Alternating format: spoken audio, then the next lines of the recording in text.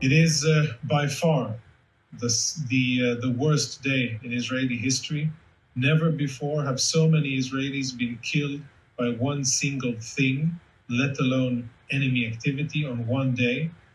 And if you're Americans and want to compare this to something in American history, then this could be a 9/11 and a Pearl Harbor wrapped into one. We have amassed around 100,000 reserve troops who are currently in southern Israel, preparing to execute the task that the Israeli government has designated the IDF to do.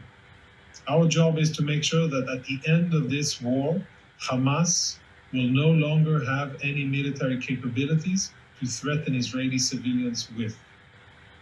And in addition to that, we are also to make sure that Hamas will not be able to govern the Gaza Strip.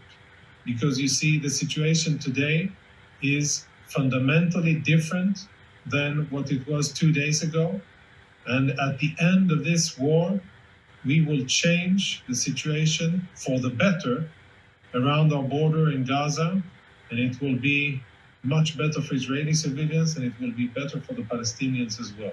Good day, brothers and sisters. Well, it's not such a great day, but it is a great day for the globalist warmongers. And welcome to World War III. You didn't know how it's going to start, and if any, that's probably the way.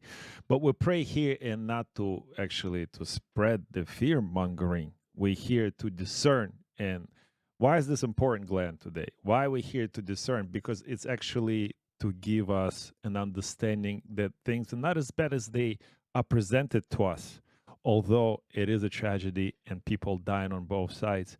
And we're here to discern why the innocent are dying. What's up, Glenn? How you doing today? Yeah, it's this is something that people should be a little bit more weary of, much more than the scamdemic. We had a funny feeling about that wasn't really on the ball too much. But this, as Nostradamus once predicted, the Third World War would start in the Middle East. And like we were just listening to the gentleman talking there, that's going to be a rather large military operation, something that we've never experienced before in Gaza and Palestine.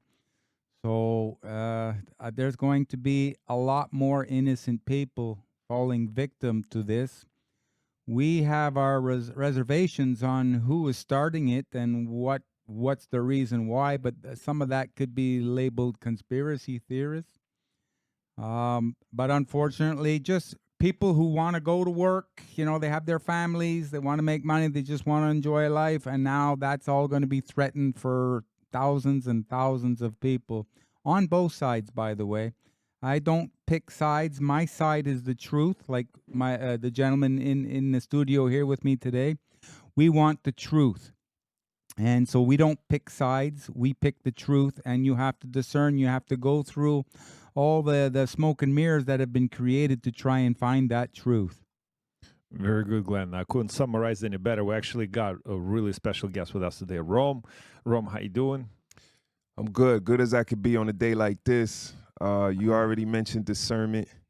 Absolutely, high level of discernment is needed in these type of times. Knowledge, wisdom, and understanding. Emotions can run high on any side right now because, we're all a part of it. And wherever you stand on whatever line or whatever piece of information you have, been fed by whoever is going to affect your emotions on these type of times. So discernment is definitely required, and try to get the most information you can and just don't be emotional. It's a rough time right now to be emotional. We will have Yanai Gors directly from Israel, a friend from Israel. He is, we pray and, I called him yesterday to see if his family is okay. And both sides of this conflict, just like Russian-Ukrainian conflict and many other conflicts in the world where we divide and conquered into conflicting with each other, brothers and sisters. We are brothers and sisters. Why we're killing each other is because I think the strings are being pulled via emotions. Interesting, guys. I have your opinion. I'm going to throw it to the panel right away. A few things that jumped out at me. That was the spokesman of IDF that we just heard right in the beginning of the show. He compared the events of this week in Israel to 9/11, and also he pushed an accent on the terrorist group Hamas that is apparently running the Gaza, right? And that all reminds me, unfortunately, of this whole COVID situation that we had. Create the virus, then create the cure.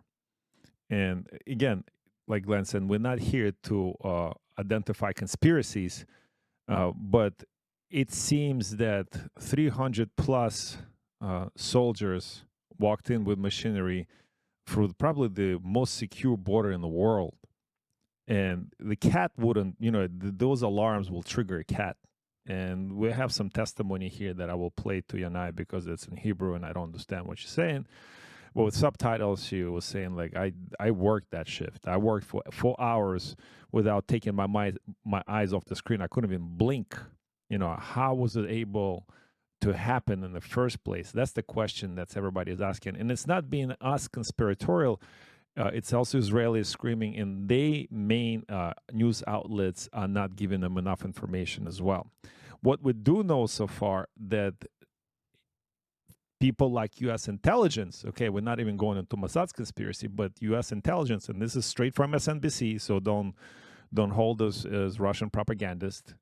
We are peddling, the legacy media here at the moment. So let's watch this video. Yeah, sources tell myself, my colleague Courtney Kuby, that the U.S. intelligence officials are now considering enhanced intelligence sharing with their Israeli counterparts. Now, I want to be clear, no official decisions have been made, but as they discuss this surprise attack that they've all agreed they've been caught off guard on, according to our sources, they're looking at a plethora of options, from drones to satellites and other options as well, that they are considering in the wake of this attack. So basically what you're saying, Americans knew, or Americans had the tools to tell them. If you just followed the mainstream narrative, just that, without looking in behind the curtain, what this anchor told us, that U.S. intelligence knew, and how terrible it is that Israelis couldn't catch up to that. That's why it stinks to me. The story does not add up here. Isn't it like we're supposed to be the best friends in the world, Israel and United States? Yeah, and also what happened to the Iron Dome that Israel secured from Raytheon Technologies? That's a defense contractor, to stop all these missiles that come in, to be able to take them out. All of a sudden, this, it doesn't work. And what they're saying is thousands of missiles made their way in. So that's what started the problem. The rain. Right. Yeah, and what happened to the system to protect the so-called Iron Dome? It doesn't make sense how something that's so advanced all of a sudden was rendered completely useless. And like you were saying, the people who were manning the borders, how could so many people get in so quickly? I mean, okay, because it was early in the morning. Also, I know it was during a holiday, a Jewish holiday. It was the last day of holiday. And but of course, they would be on high alert all the time, even more during the holidays, because they know if anybody is going to try and come in, it's going to be when they're on holiday. So obviously, the defense of Israel is never on holiday. It's interesting that you mentioned that. It's also the way they, I don't know if you've seen the footage of the actual Rave, and it did happen. They attacked the Rave.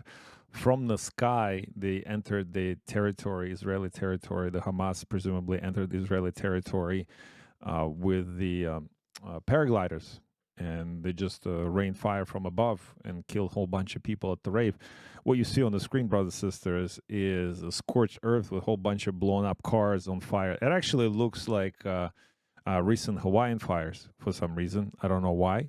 I have no clue what, if somebody can explain to us why it looks like this. It seems like there was a massive battle there, not just a shootout. So I'm assuming the Israeli got there just in time to do the scorched earth scenario.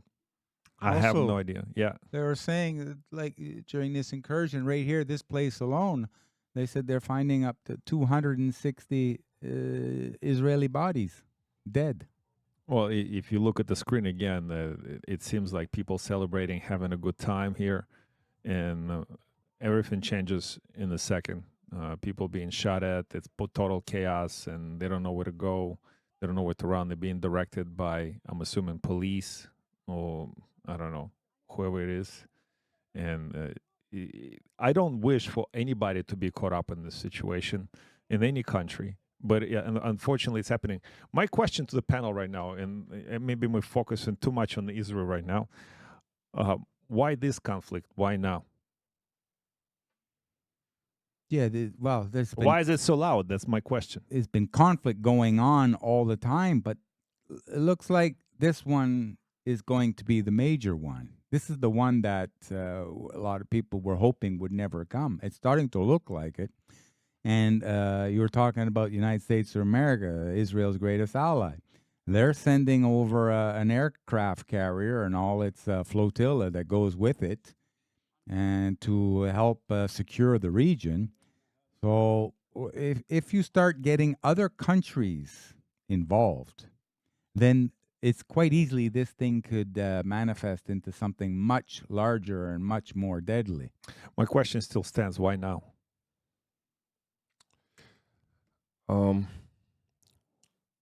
If I had to come up with something, I would probably look at the current state of the United States and how weak they are right now. And it's the perfect time to hit their ally. If Israel is their quotes unquote allies, it will be time to strike now. That's a really good point. It's a current situation here in the West.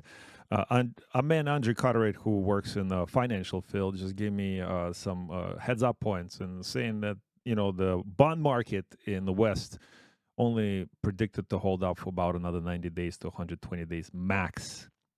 So there's got to be some kind of situation. The government is already on the verge of collapsing, right, Glenn? They don't have money to fund the ever growing government, right? So that's about to break out. So what's going to happen next? You need to print some more money. We just heard last week that the House, is it the House that rejected the short-term financing for Ukraine for the first time in 2 years almost? Right. Yeah, it was the Republicans, obviously, and that caused the House Speaker, the leader of the House, to step down. Well, they got rid of him, and we're going to see who the new Speaker is. But one thing is, there is not a government shutdown only for, as of last week, it was 6 weeks, so another 5 weeks. And then the government could shut down. If you notice, everything is happening at the same time in the world. You have inflation, you have hyperinflation, you have anti-immigration sentiment manifesting in many countries where they just want to get rid of all their so-called illegals. Illegal is a convenient name for people who are uncomfortable with what's going on, but that still is another person. You know what I mean? It's still a human being on the planet who left their country hoping to find a way to come into a better country for a better standard of living.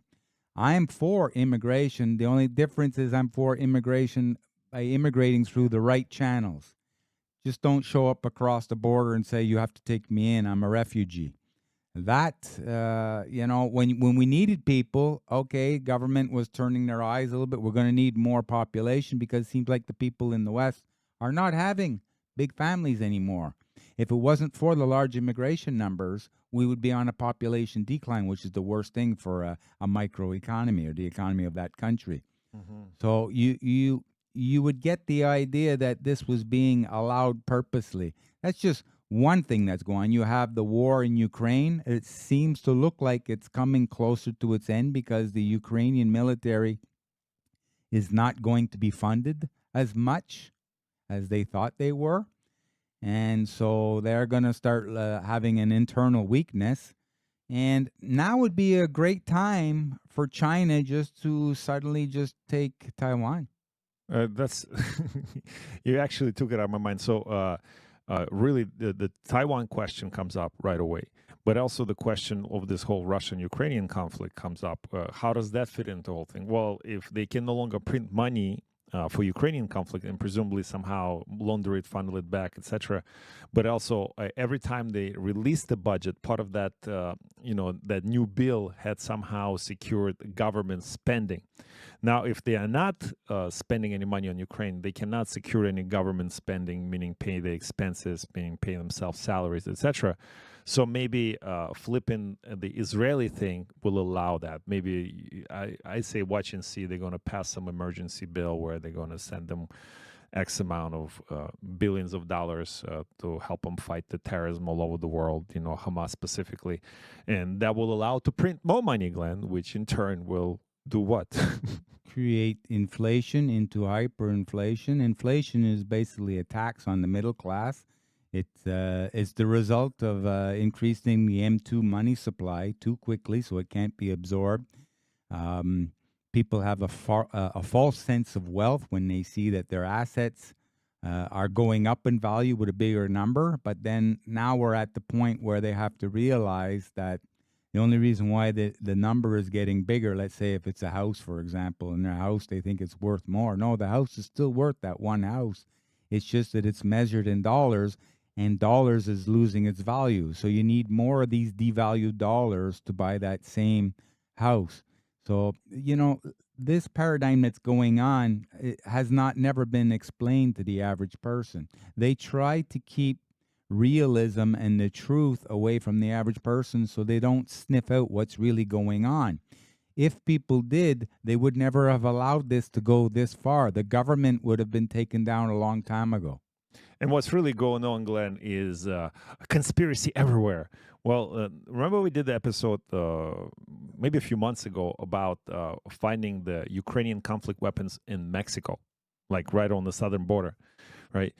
It's not so far-fetched that Hamas was going to use weapons meant for Ukraine to defeat the Russians. As a matter of fact, the ex-Russian president commented on that on Telegram recently as today, maybe yesterday.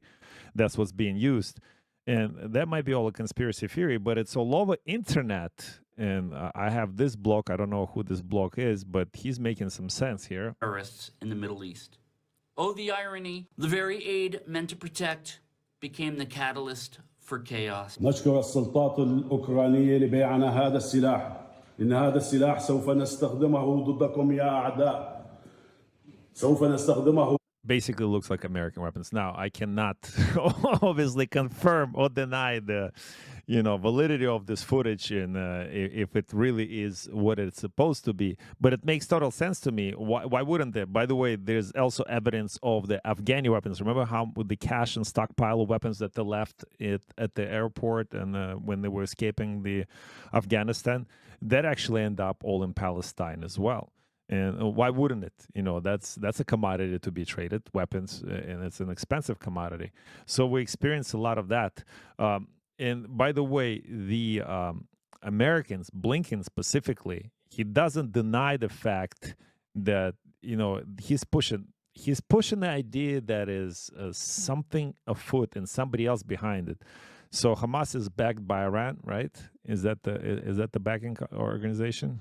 Oh, it's a Hezbollah. Which one is that? Hezbollah is the one that's predominantly backed by Iran, but Hezbollah now is jumping in this too. Obviously, you're going to have a big response by the Israelis, so Hezbollah is going to jump in, which is maybe going to put some of Iran's skin in the game. This is maybe why the Americans send over that aircraft carrier and its flotilla of advanced weaponry. So this is how it can grow. Then you get some nations will take sides.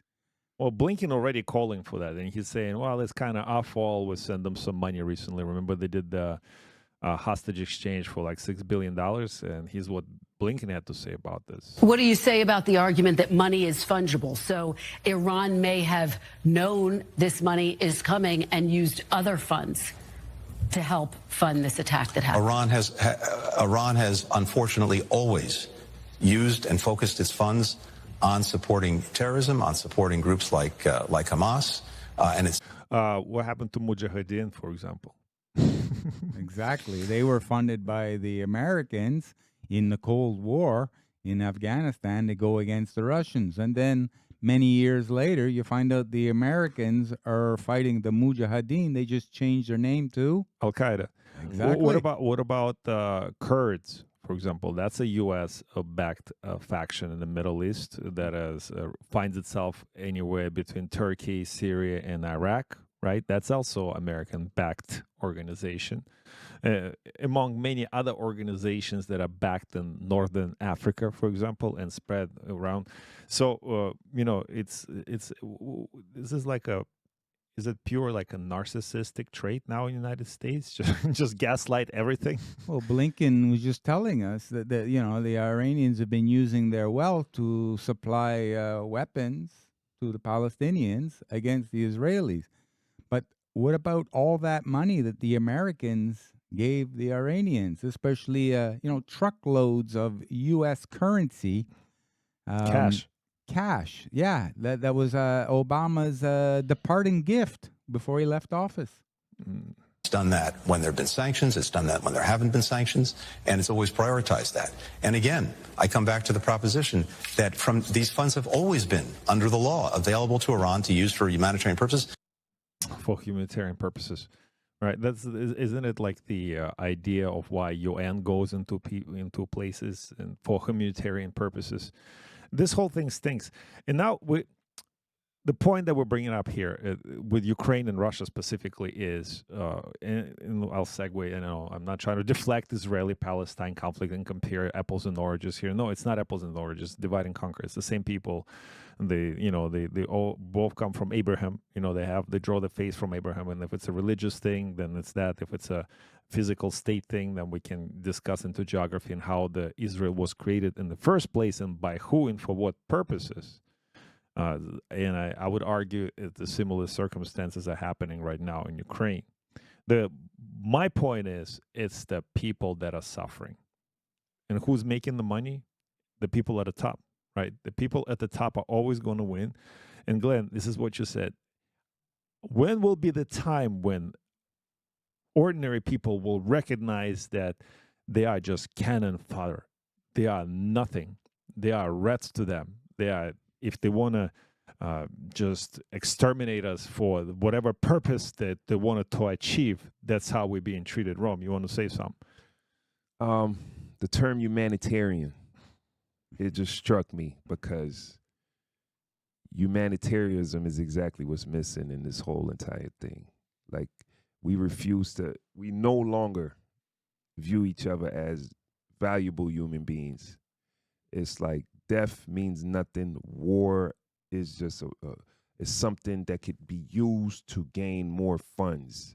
So funds now are more valued than human life. This is where we're at. Somebody is suffering and it's, let's look at his paperwork. Can he come here and end the suffering or can he not?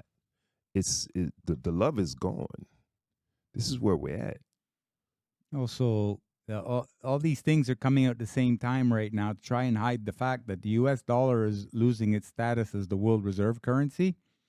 And the U.S. dollar, I know the Dixie, the U.S. dollar index against the other major currencies of the world is showing more strength lately.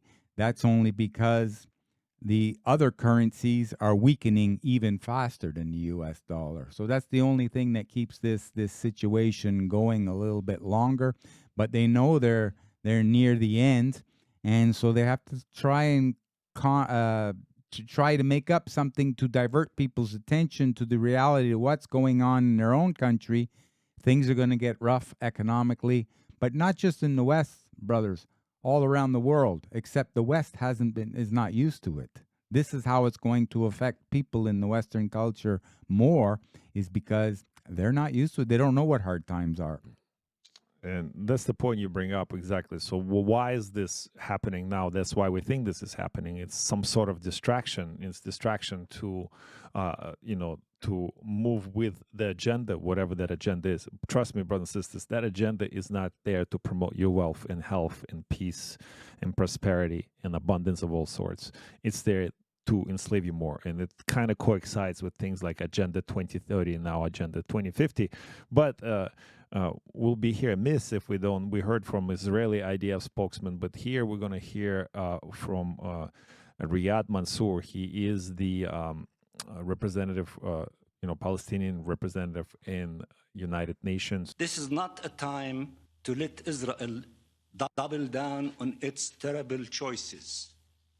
This is a time to tell Israel it needs to change course, that there is a path to peace where neither Palestinians nor Israelis are killed. And it is the one diametrically opposed to the one Israel is embarked on. Israel keeps saying the blockade and repeated assaults on Gaza are to destroy Hamas, military capabilities, and ensure security. Clearly and expectedly, its blockade and assaults accomplished neither. The only thing they did accomplish was inflicting terrible suffering on an entire civilian population.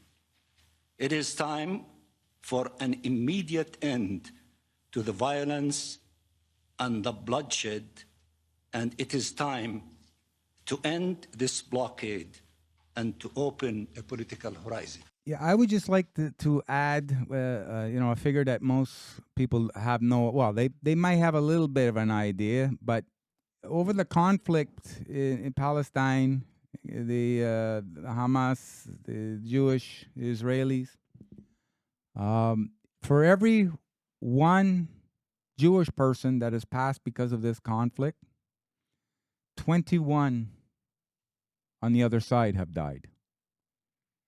So 21 to 1, you go, if you want to call that a kill ratio. So obviously, let put it in another perspective. If 1,000 Israelis were killed, that's 21,000 Palestinians are not here anymore. Do you think maybe the world can get together and find a better way? There's still a couple of million Palestinians living there. And, Israel is not a huge populated country, but it's a very powerful country. Nuclear power. Do you think that maybe, cooler heads can prevail and have a sit down and really try and find the way to the two-state solution that President Trump had brought up over and over again? And that's an amazing point that you bring up, because now we actually can discuss the second side of the story, which is Palestinian side of the story. And people are much louder here. And I still believe why they're louder is because they're allowed to be louder. They're allowed to be heard by the mainstream movements like legacy media, is because they want farther to divide and conquer us with hate towards each other. And I'll just, without, I don't know if you guys seen this, but there was a lot of protest in support of Palestinians. This is Chicago. And if you, brothers and sisters, if you're watching it, that's a pretty substantial gathering right there. I don't know, thousands of people. And I don't even know how big that is. This is New York, and that's a huge gathering. That's all happened on the same day simultaneously. By the way, a lot more people came out today than to protect million children march. Right? That seems to be a hotter topic, which is, whatever it is. We always said that, big guy? We said when the world has real problems, this whole LGBTQS thing, that's going to dissipate much quicker than when it came into relevance. That's right. This is San Francisco. That's pretty busy too. And you see nothing but Palestinian flags, right? This is Seattle. And that got violent. That looks like Palestine, but it's not. That's Seattle. That's Palestinians and Israelis fighting out. First of all, does that make sense to you? Like how this is the immigration that we talk about all the time. Yeah. This is the people that come in here for greater American life, right? For the American dream.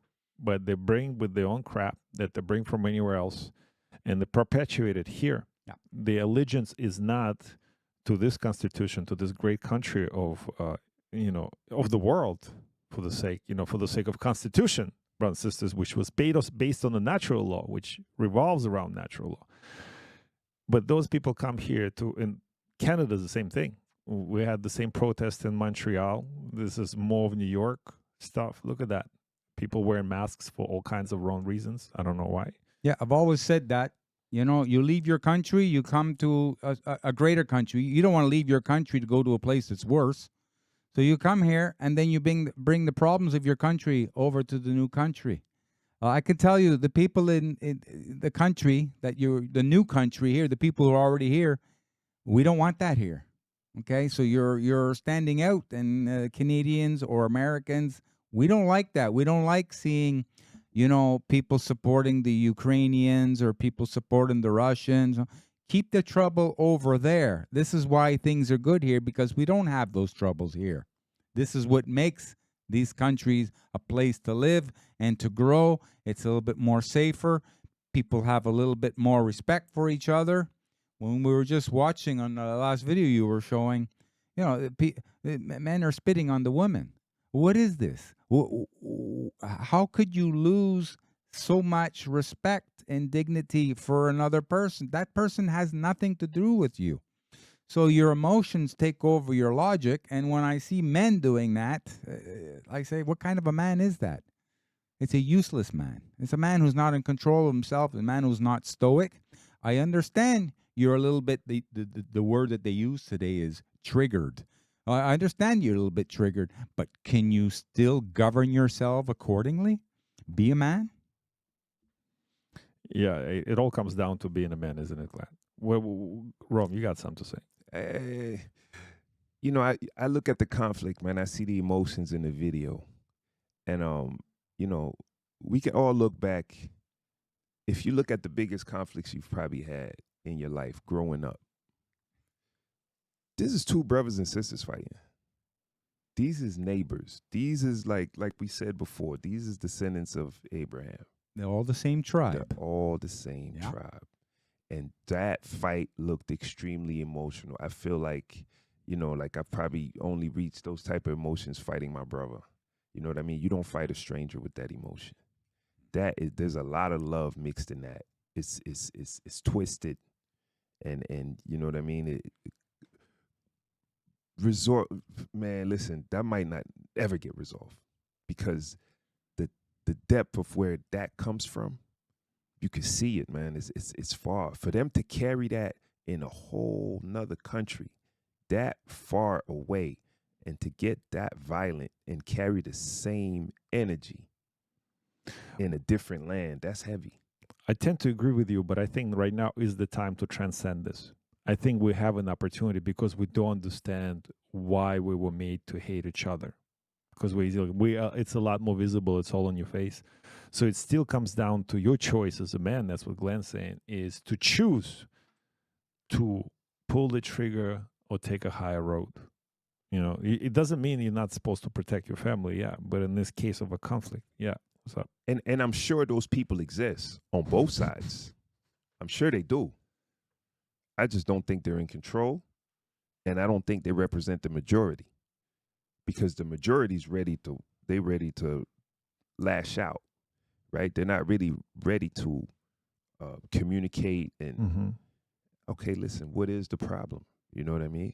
My side has done wrong on XYZ points. We can admit that. Why? Because it's a fact. There has to be facts sitting somewhere. It cannot be just, he said, she said. There has to be facts somewhere. And nobody's putting down the facts. They'd rather just fight. Exactly, my brother. There are no concrete solutions. There are only compromises. Yes. So compromise means you have to give something up to get something in return. Right. If both parties, 3 parties, 5 parties at the table, sit down with that mindset, you will be able to find the resolve necessary to get through this. Absolutely. But instead, what's happening is, okay, well, me and you have a problem, but you got a big brother. And you bring him, you smash me in the face. I got some big cousins, they coming too. And this is what's happening. Everybody's big brother is getting involved.